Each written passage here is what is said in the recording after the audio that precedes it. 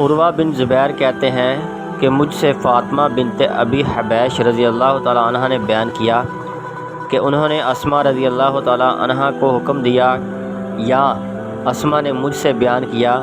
کہ ان کو فاطمہ بنت ابی حبیش نے حکم دیا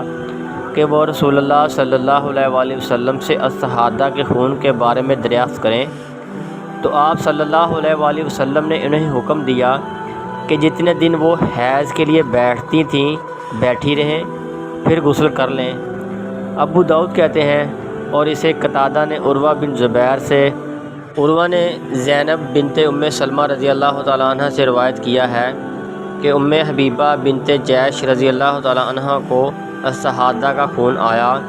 تو نبی اکرم صلی اللہ علیہ وآلہ وسلم نے انہیں حکم دیا